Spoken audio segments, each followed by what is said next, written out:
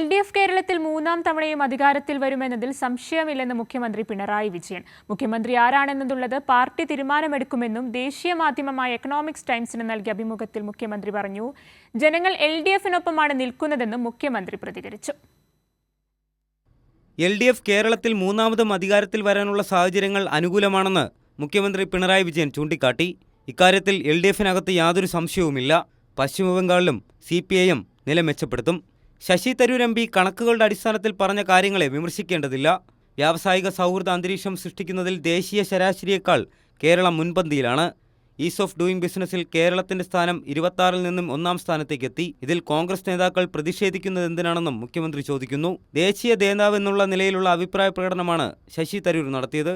ഇതിൽ കോൺഗ്രസ് നേതാക്കളുടെ പ്രതികരണം അപക്വമായി പോയെന്നും മുഖ്യമന്ത്രി കുറ്റപ്പെടുത്തുന്നു. സംസ്ഥാനത്തെ നിക്ഷേപ സൗഹൃദ സംസ്ഥാനമാക്കാനാണ് നമ്മുടെ ലക്ഷ്യം. ചില നിയമങ്ങളും ചട്ടങ്ങളും ഇതിന് തടസ്സമായി നിൽക്കുന്നു. അതിനെ മാറ്റുകയാണ് സംസ്ഥാന സർക്കാർ ചെയ്തത്. വ്യവസായ വികസനത്തിന്റെ കാര്യത്തിൽ കേരളം ഇപ്പോൾ ശരിയായ പാതയിലാണ്. ഇത് ലക്ഷ്യമിട്ടായിരുന്നു ആഗോള വ്യവസായ ഉച്ചകോടി സംഘടിപ്പിച്ചതെന്നും മുഖ്യമന്ത്രി ചൂണ്ടിക്കാട്ടി.